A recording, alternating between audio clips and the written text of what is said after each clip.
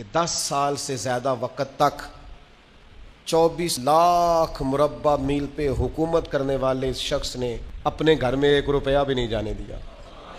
آپ اسے چھوٹی بات سمجھتے ہیں؟ بہتا دریا ہو اور بندہ کہے نہیں میں نے خشک رہنا ہے، یہ کیسے ہو سکتا ہے؟ یعنی کٹر مخالف بھی کہتا ہے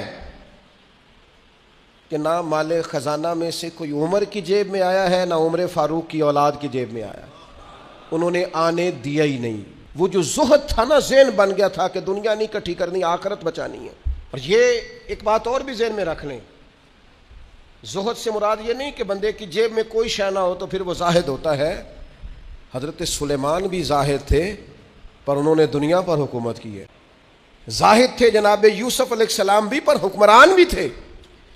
کوئی نہیں ملے گا اتنا بڑا زاہد جتنے بڑے زاہد اور پرہیزگار حضرت عثمان غنی تھے. پر گھر میں لاکھوں کروڑوں پڑے رہتے تھے. پیسہ ہونا اور بات ہے، لیکن دل پیسے سے لگا ہونا یہ اور بات ہے. حضرت عمر رضی اللہ تعالیٰ عنہ کی زندگی ساری پڑھ لو اور غور سے پڑھ لو. معاذ اللہ کوئی ناقدانہ انداز میں بھی پڑھ لے، مخالف آئے میدان میں، ایک بات ماننی پڑے گی کہ دائیں بائیں آگے پیچھے دولتیں پھرتی رہیں، پر فاروق اعظم کی نظر کو دولت لبھا نہیں سکی. ان کا دھیان سیدھا یا بیت اللہ شریف کی طرف رہا ہے یا گنبد خضرا والے محبوب کی طرف رہا ہے. لبھایا نہیں کسی چیز نے، نا نا نا، کوئی چیز قریب آ ہی نہیں سکی. حضرت سعد بن ابی وقاص رضی اللہ تعالیٰ عنہ کا ایک قول ہے، اور درجنوں بیسیوں سینکڑوں باتوں اور کتابوں کا نچوڑ ہے. حضرت سعد بن ابی وقاص رضی اللہ تعالیٰ عنہ بیان کرتے ہیں، مصنف ابن ابی شیبہ میں موجود ہے. حضرت سعد بن ابی وقاص کہتے ہیں مجھے اللہ کی قسم عمر کوئی ہم سے مقدم آدمی نہیں تھے، لیکن درجہ بہت زیادہ لے گئے. کو پہلے نہیں آئے، ان سے پہلے بھی لوگ آئے، کوئی زیادہ آگے بڑھ بڑھ کے زیادہ کام نہیں کیا.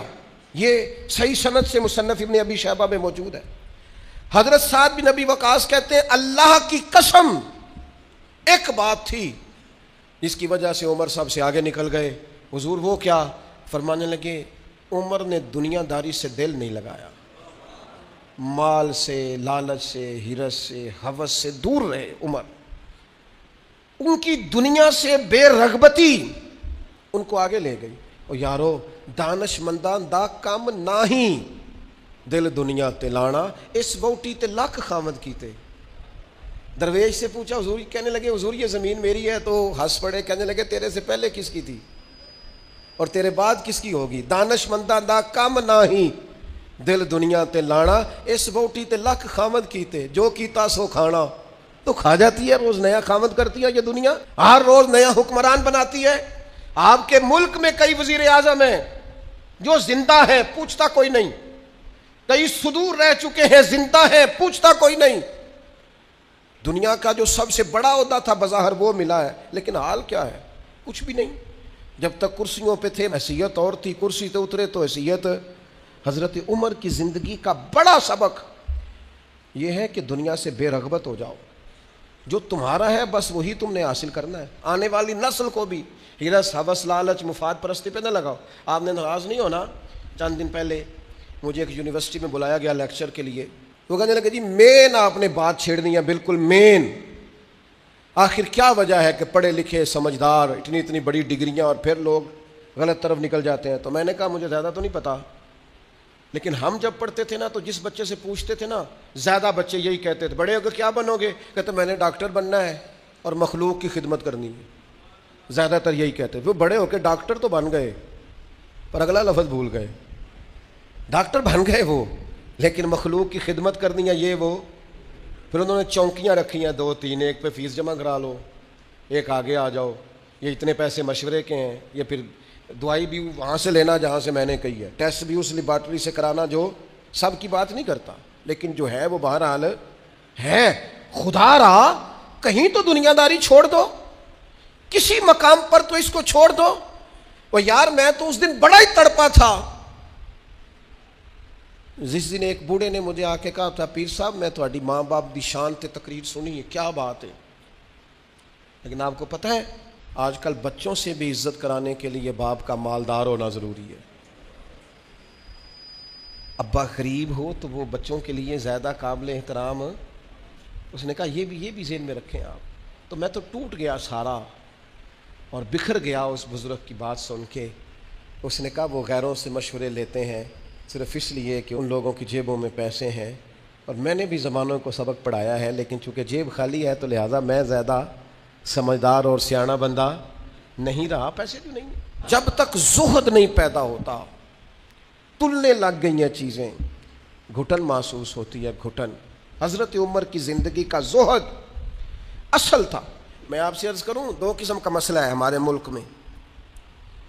کچھ کو اس لیے نیند نہیں آتی کہ لائٹ گئی ہے تو پنکھا بند ہے، لیکن کچھ کا پنکھا چلتا ہے انہیں نیند نہیں آتی کیونکہ اے سی بند ہے. پکی بات بتا رہا ہوں، بالکل پکی نیند آتی انہیں جب تک اے سی نہ چلے. عادت ہو گئی، پیدا ہی اے سی میں ہو گئے، دل لگا لیا دنیا سے، مزاج نہیں. بھائی جب تک آپ کی طبیعت میں زہد پیدا نہیں ہوتا. اچھا یہ جو غریبی امیری ہوتی ہے نا، یہ بھی احساس سے وابستہ ہوتی ہے. آپ کا ذہن بن جائے نا کہ کوئی یار کی سوچے گا تو پھر آپ گئے کام سے. اور اگر سادے کپڑوں میں آپ خوش ہیں نا تو انشاءاللہ کوئی کچھ بھی نہیں سوچے گا. اگر آپ غیر مطمئن ہیں تو پھر سارے ہی سوچیں گے کہ پتہ نہیں یار دیکھو کس طرح کپڑے پہنے. اور اگر آپ مطمئن ہیں تو انشاءاللہ تعالیٰ کسی بندے کو بھی کوئی پریشانی، کوئی ٹینشن نہیں ہوگی، کچھ بھی نہیں ہوگا. آپ کو ہے جتنا بھی اندر معاملہ، آپ سادہ زندگی میں خوش ہیں تو ساری دنیا ہی ٹھیک ہے.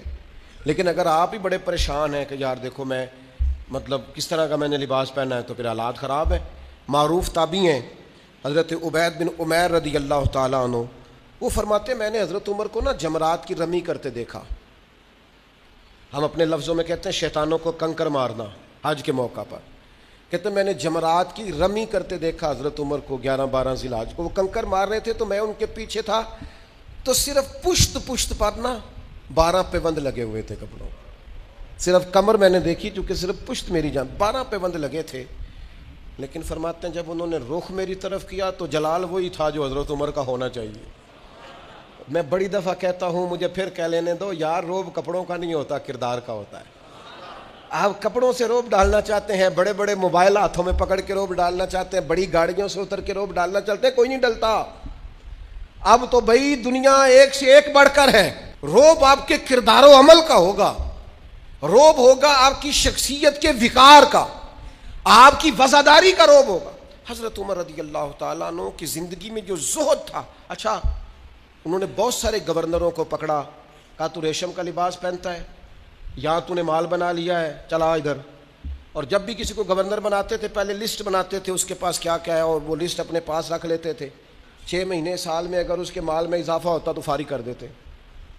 لیکن کوئی بندہ انگلی بھلا کیوں نہیں اٹھاتا تھا؟ یہ بھی سمجھیں، کوئی انگلی اس لیے نہیں اٹھاتا تھا کہ پتا تھا کہ اگر ہمیں ڈانٹتے ہیں نا تو گھر اپنے بھی کوئی چیز نہیں لے کے جاتے. آپ غور فرمائیے گا میری بات پر، اور ہمیشہ اس بات کو یاد رکھیے گا. یہ جو ہمارا اعزاز ہے، یہ جو ہماری طبیعت ہے کہ ہمیں پروٹوکول سسٹم چاہیے، اور یہ بہت ساری جگہوں پہ ہے. کبھی کبھی اس سے دل بڑا اکتا جاتا ہے، پریشانی ہوتی ہے کہ یار کوئی تو بندہ اس سے باہر ہو. یہ ابھی حج کا سیزن آیا تھا، میرا ذاتی تبصرہ اس پر یہ ہے کہ کم از کم حج سے تو وی آئی پی سسٹم ختم کریں. آپ 15 لاکھ میں بھی بندہ حج کرنے جا رہا ہے اور 42 لاکھ میں بھی بندہ حج کرنے جا رہا ہے. آپ کو یہ اوپن چیزیں مل جائیں گی کہ کچھ لوگوں کو مینا میں جگہ ملتی ہے قبر کے مطابق لیٹنے کی، اتنی سی جگہ. میں رات کو جب اٹھ کے سائڈ چینج کرتا تھا نا تو میں بیٹھتا پہلے اٹھ کے تو پھر میں سائڈ چینج کرتا تھا مینا. اور اسی مینا میں آپ نے لوگوں کو اے سی والے بڑے بڑے خیمے بھی دیے ہوئے ہیں اور بڑی بڑی کشادہ جگہ بھی دی ہے. آپ وہاں سے وی آئی پی سسٹم مجھے ایک دفعہ ایک صاحب کہنے لگے پیر صاحب میں نے 50 لاکھ کے قریب کا پیکج بنایا، ہر چیز زبردست. میں نے کہا خانہ کعبہ آ جائے گا کمرے کے اندر چل کے جو کمرے آپ دیں گے؟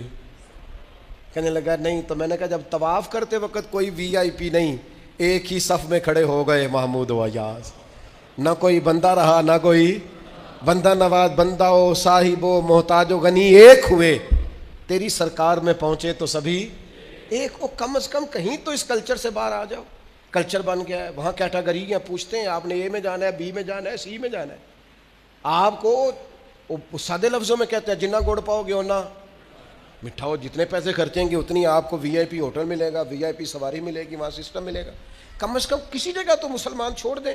صحابہ فرماتے ہیں جناب عمر جب حج کرنے گئے اور امیر المومنین گئے اور امیر وقت اس وقت خطبہ حج دیتے تھے، نمازیں پڑھاتے تھے، فرماتے ہیں کوئی کسی قسم کا پروٹوکول نہیں تھا. جہاں گرمی زیادہ ہوتی تھی ویسے درخت کے نیچے آرام کرتے تھے، جہاں گرمی زیادہ ہوتی تھی وہاں حضرت عمر اپنی چادر اتارتے تھے، درخت کی ٹہنیوں پہ ڈال لیتے تھے، چھاؤں ذرا گھنی ہو جاتی اس کے نیچے آرام کر لیتے تھے. اگر کہیں جگہ پتھریلی ہو جاتی تو وہ زمین پر چادر بچھا لیتے اور وہیں آرام کرتے. اور ایک نقطہ میرے ذہن میں آیا ہے، میں آپ کی خدمت میں عرض کر رہا ہوں، میرا خیال ہے کہ جب امیر وقت اس طرح کا ٹائم گزارتا ہے تو پھر غریبوں کو بھی غریبی یاد نہیں رہتی، پھر کلچر ہی بدل جاتا ہے ملک کا. پھر کوئی بندہ شکوہ نہیں کرتا، وہ سمجھتا ہے یار مطلب جب ہمارا امیر اس طرح ہے. لیکن جناب امیر صاحب اتریں گاڑی سے اور 4 چھتریاں ان کے سامنے کر دی جائیں اور ہٹو بچو اور پیچھے ہٹ جاؤ کا رنگ ہو، پھر کیفیات کچھ اور ہوتی ہیں. اپنی زندگی کو سادہ کریں، اپنے اٹھنے بیٹھنے کو سادہ کریں، اپنی غذاؤں کو سادہ کریں، اپنی ملاقات سے تکلف نکال دیں.